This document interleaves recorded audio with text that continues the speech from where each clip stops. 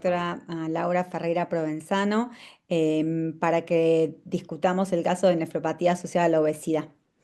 Bueno, empezamos con el caso. Bueno, el caso clínico es una mujer de origen afroamericano, 64 años de edad, con historia de obesidad severa, con un índice de masa corporal de más de 40 kilogramos por metro cuadrado, eh, hipertensión crónica de más de 10 años y prediabética, que desarrolla una insuficiencia renal aguda después de una cirugía de rodilla en el contexto de hipotensión relativa y varias dosis de un antiinflamatorio no esteroideo endovenoso, el ketorolac.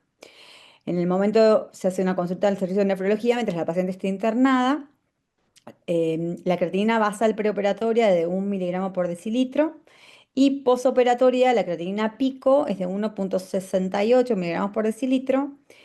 En el momento de la consulta se pide un sodio urinario que es menos de 20, lo que es compatible con un estado prerrenal. Se hace un ultrasonido que resulta normal, con tamaño renal normal y parénquima normal de los dos riñones. El examen de orina es normal excepto por la presencia de proteinuria. En ese momento se hace un índice de proteína creatinina que muestra un cociente de 1,8.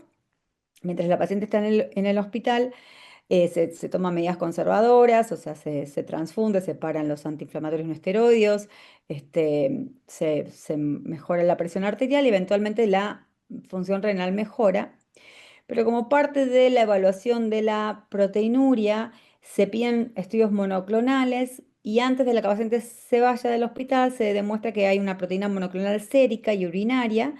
Entonces se decide establecer seguimiento con nefrología y hematología una vez luego de que la paciente sea de alta, del alta. Entonces ya de alta la paciente vuelve a la clínica de nefrología y ahí se expande la evaluación de la proteinuria. Revisando la historia de la paciente se detecta que la paciente tiene una albuminuria moderadamente elevada desde hace por lo menos 14 años. Todos los exámenes de orina anuales muestran un aumento de la proteinuria con los años y al momento de la consulta externa en nefrología, la proteinuria de 24 horas es de 1,8 gramos. La paciente que ya recuperó la función renal después del episodio de insuficiencia renal aguda tiene un estadio 2 de enfermedad renal crónica con una tasa de filtración glomerular mayor a 60 mililitros por minuto y menor a 90. En ese momento, si bien se sabía que había estudios monoclonales positivos, se decide enviar otras serologías que incluyan anticuerpos antinucleares, complementos, serologías virales para HIV, hepatitis B y C, e incluso se envían serologías para descartar glomerulopatía membranosa, el PLA2R, y todas esas serologías vienen negativas. Debido a la presencia de una proteína monoclonal y proteinuria crónica, se decide proceder a la biopsia renal para descartar una enfermedad monoclonal renal, o sea, una enfermedad monoclonal de significancia renal. Los resultados de la biopsia renal en la microscopía de luz se ve un patrón de lesión glomeruloesclerótica focal y segmentaria periiliar, con glomerulomegalia y formación de sinequias, que es sugestivo de glomerulopatía relacionada con la obesidad. La fibrosis intersticial y la atrofia tubular son leves. En la inmunofluorescencia hay un depósito no lineal de albúmina a lo largo de la membrana basal y tubular. Lo mismo un depósito no no específico de inmunoglobulina G y de inmunoglobulina M en el mesangio. Y el depósito de cadenas livianas es no específico y es similar.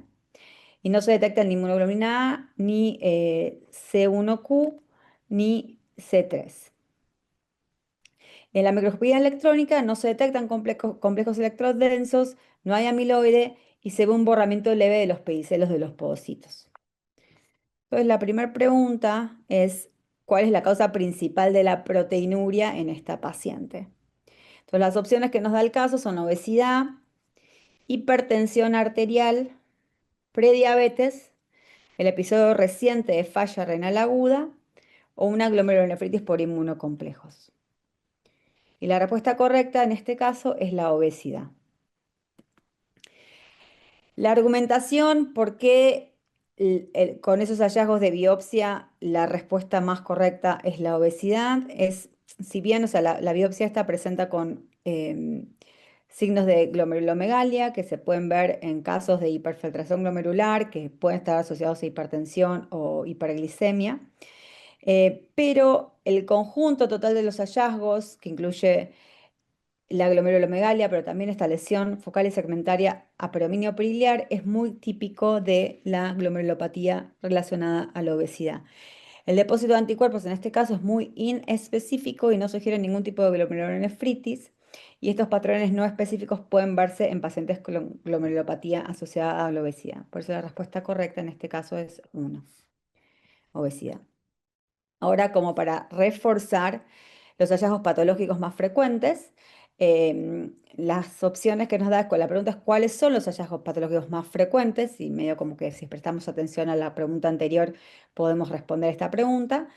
La respuesta número 1 dice oligonefronia, glomerulomegalia y esclerosis focal y segmentaria predominio periliar. Esa sería la opción número 1, cuál es lo más frecuente. Un borramiento difuso de los pedicelos, glomerulomegalia y esclerosis focal y segmentaria de predominio celular, o depósito de lípidos a nivel mesangial glomerular. Y la respuesta más correcta, el hallazgo patológico más frecuente, es oligonefronia, glomerulomegalia y esclerosis focal y segmentaria de predominio periliar. De vuelta, estas son las lesiones patológicas características. La glomerulomegalia es el sello patológico de la enfermedad y se debe a adaptaciones funcionales que se deben principalmente a la hiperfiltración glomerular. El número de glomérulos está estrechamente relacionado con la patogénesis de la lesión renal. Cuanto menos glomérulos, más los otros glomérulos tienen que filtrar, más hiperfiltración, más glomerulomegalia, y a su vez la glomerulomegalia y la hiperfiltración causan lesión glomerular que disminuye el número de nefronas y eso lleva a un ciclo vicioso donde hay pérdida glomerular y hipertrofia glomerular. Del lado izquierdo de la pantalla se ve un glomérulo normal y del otro lado hay un glomérulo hipertrofiado, lo que llamamos glomerulomegalia, que característicamente es 1,5 veces o más grande que un glomérulo normal, o ocupa más del 50% de un campo de alto aumento, como en este caso, y en este caso específico se puede ver una lesión esclerótica focal periliar, todo esto es característico de la lesión asociada a la obesidad. La pregunta número 3 pregunta cuál o cuáles de los siguientes mecanismos juegan un rol en la patogénesis de la enfermedad. Hiperfiltración glomerular, que ya estuvimos hablando, activación del sistema renina-angiotensina-aldosterona, lipotoxicidad e inflamación local, resistencia a la insulina, o todas las opciones son correctas.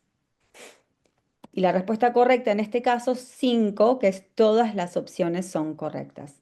Ya estuvimos hablando que la hiperfiltración glomerular es el mecanismo central de la lesión asociada a la glomerulopatía, asociada a la obesidad. ¿Y por qué se produce hiperfiltración? Hay varias razones, pero una de ellas es la dilatación de la arteriola aferente, lo que lleva a un aumento del flujo plasmático, a la tasa de filtración glomerular y a la fracción de filtración, que aumenta la presión intraglomerular. Y el aumento de la presión intraglomerular lleva a una lesión de la barrera de filtración, lleva a la glomerulomegalia, se hipertrofia los podocitos y eventualmente se produce apoptosis de los podocitos. Hay una teoría, la teoría tubular, que dice que como aumenta en caso de la obesidad la reabsorción de sodio a nivel túbulo proximal, disminuye a nivel distal y eso genera que haya menor entrega de sodio en la mácula densa y por esto se produzca vasodilatación de la arteriola aferente y de esta forma aumente los flujos a nivel glomerular.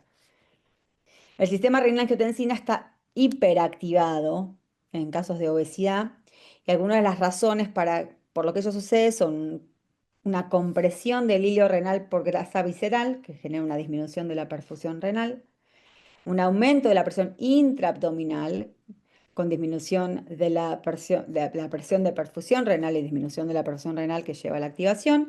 Y hay síntesis de angiotensina y a veces angiotensinógeno por la grasa visceral. Todas estas razones llevan a un aumento de la activación del sistema renina-angiotensina, que a su vez va a aumentar aún más la hiperfiltración.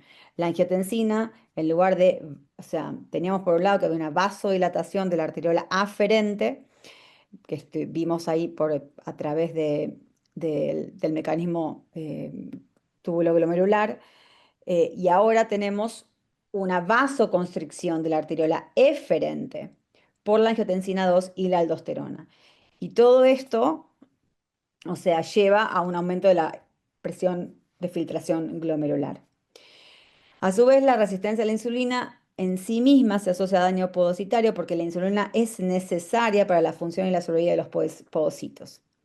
Y la hiperinsulinemia también se asocia a vasodilatación preglomerular e hiperfiltración, con lo cual hay muchos mecanismos que nos llevan a esta hiperfiltración. En este cuadro se pueden ver los diferentes mecanismos patogénicos: hiperinsulinemia y resistencia a la insulina, activación del sistema renina-angiotensina y un estado proinflamatorio, porque el tejido adiposo genera no solamente angiotensina y angiotensinógenos, sino además muchas adipoquinas que son tóxicas, como la leptina y la resistina y la fetuina A, que llevan todas a toxicidad glomerular, y en consecuencia de esto se produce hiperfiltración glomerular, hipertrofia de los podocitos, eventualmente los podocitos se separan de la membrana glomerular y algunos tienen apoptosis y se pierde se afecta la barrera de filtración. Eventualmente esto lleva a proteinuria y con el tiempo a la glomerulosclerosis y la disminución de la función renal. La pregunta número 4 nos pregunta cuál de las siguientes es la presentación inicial más común. ¿Cómo vemos estos pacientes? ¿Cuándo tenemos que sospechar esta enfermedad? La primera opción es albuminuria con proteinuria subnefrótica, sedimento urinario normal y una tasa de filtración glomerular normal a alta. Esa es una opción. La otra es albuminuria con proteinuria subnefrótica, sedimento urinario normal y una tasa de filtración glomerular baja. La otra es albuminuria con proteinuria subnefrótica con sedimento urinario anormal y una tasa de filtración glomerular baja. Y la última opción se presenta más comúnmente como un síndrome nefrótico. Y la respuesta correcta acá es la número 1. En general, inicialmente el paciente, la primera manifestación clínica va a ser la presencia de albuminuria, que en general es no nefrótica. La orina es normal en general, y si se presenta inicialmente, lo que vamos a tener justamente por la hiperfiltración es una tasa de filtración ya sea preservada o a veces incluso aumentada.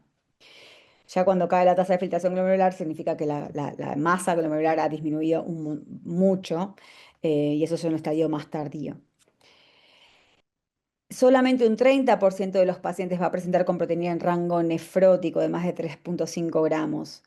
Y muy raramente presentan con proteinuria masiva de más de 20 gramos. Y aún los pacientes con proteinuria en rango nefrótico es muy raro que presenten con síndrome nefrótico completo, digamos. Generalmente no hay hipoalbuminemia, como sucede con las esclerosis focales segmentarias secundarias. Generalmente puede haber proteinuria en rango nefrótico, pero la manifestación completa del síndrome nefrótico es rara.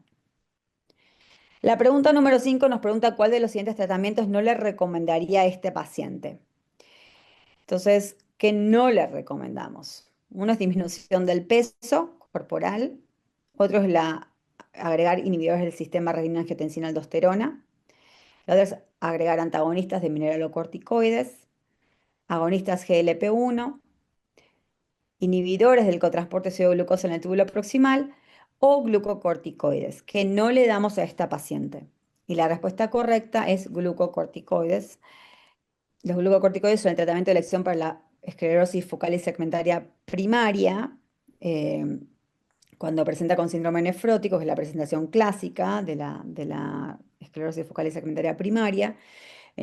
La glomerulopatía asociada por la obesidad puede presentar con lesiones de esclerosis focal y segmentaria, pero como dijimos antes, generalmente mm, son periliares y generalmente no son difusas, y muy rara vez se presenta con síndrome nefrótico. Y justamente el tratamiento, si nos basamos en la patofisiología de por qué se produce la glomerulopatía asociada a la obesidad, lo que nosotros tenemos que hacer es disminuir la hiperfiltración, disminuir la presión arterial, disminuir la glicemia, esa hiperglicemia. Darle un esteroide a estos pacientes puede justamente causar todos los efectos contrarios a lo que nosotros queremos, aumentando el peso corporal, aumentando la glicemia, aumentando la presión arterial, la reabsorción de sodio, etcétera, que nosotros no queremos. Así que esa sería una respuesta incorrecta. Todas las otras medicaciones que se presentan en la pregunta son medicaciones que ayudan a disminuir la presión intraglomerular, bueno, de diferentes maneras, o el peso en sí mismo, la disminución del peso lleva a la disminución de todos los factores patogénicos y pueden todos ayudarnos en el tratamiento de esta enfermedad. Ahora, ¿qué medida de reducción de peso le recomendaría a esta paciente? ¿Cuál es mejor? Decirle que tenga dieta y ejercicio, decirle que tenga cirugía bariátrica, le recomendamos un agonista de GLP-1 o cualquiera de estas opciones es posible. Y la respuesta correcta en este caso, creería yo que todas las respuestas son posibles porque en realidad depende mucho del paciente lo que le vamos a recomendar, depende mucho del nivel de obesidad.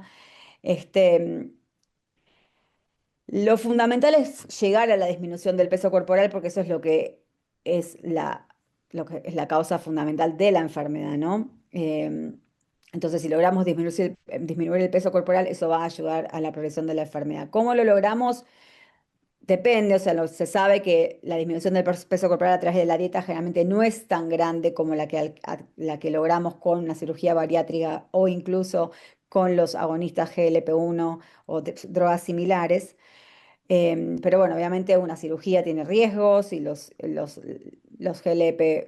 de GLP-1 pueden tener efectos adversos, entonces dependiendo del paciente siempre vamos a recomendar dieta y ejercicio y algunos pacientes pueden necesitar agonistas de GLP-1 o cirugía bariátrica si eso no funciona. Se sabe que la cirugía bariátrica se asocia a una disminución de la hiperfiltración glomerular y eventualmente disminución de la proteinuria, e incluso estabilización o mejoría de la función renal. Y sabemos también que los agonistas de GLP-1 se han demostrado que mejoran los outcomes renales en pacientes, por lo menos en pacientes con enfermedad renal y diabetes. Y la última pregunta es ¿cuál de las siguientes medicaciones más frecuentemente se asocia a pérdida de peso corporal? Y las opciones que nos dan es enalapril, empagliflozina, semaglutida y finarrenona. Y como todos se imaginarán, la respuesta más correcta es semaglutida. Hay un efecto de reducción del peso asociado a los inhibidores del cotransportador sodio-glucosa como la empagliflozina, pero generalmente la disminución de peso es moderada, o sea, es no muy alta, aproximadamente 2 a 3 kilogramos máximo. No solamente se pierde peso inicialmente una disminución del agua corporal por la natriuresis que producen estas medicaciones, y la glicosuria que producen, pero también hay una disminución de grasa corporal, que es lo fundamental, o sea, el porcentaje de reducción de peso que se debe a agua versus pérdida de grasa corporal es mayor debido a la pérdida de grasa corporal, y eso se debe a que hay una pérdida neta calórica la pérdida de glucosa a nivel urinario, pero no es un aumento, una disminución significativa del peso. Por otro lado, la semaglutida es una agonista de GLP-1 y su uso se asocia a una disminución de peso corporal mucho mayor, que va del 15 al 20% del peso corporal.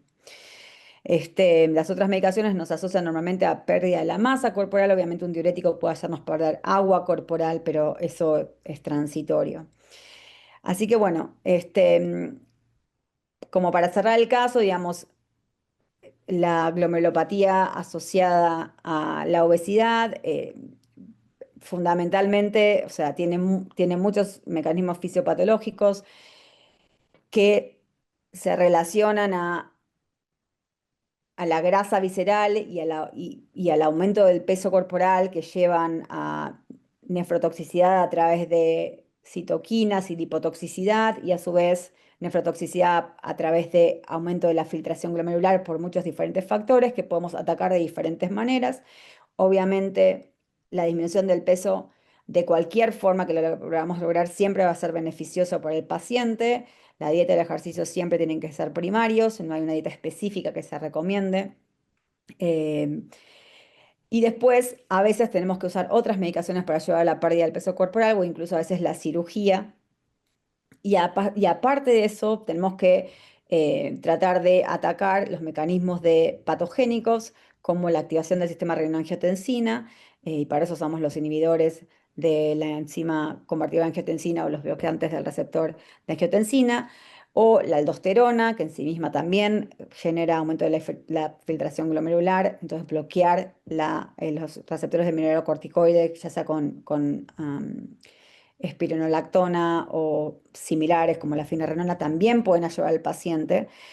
Y finalmente los inhibidores del CGLT2 nos ayudan también por muchas razones, incluyendo disminución de la presión arterial, del peso corporal, la disminución de la presión intraglomerular, etcétera. Nos ayudan todos a atacar la patofisiología y disminuir la proteinuria y a largo plazo preservar la función renal. Bueno, nos vemos en el foro para otras preguntas. Espero que les haya gustado el caso y bueno, hasta pronto. Gracias.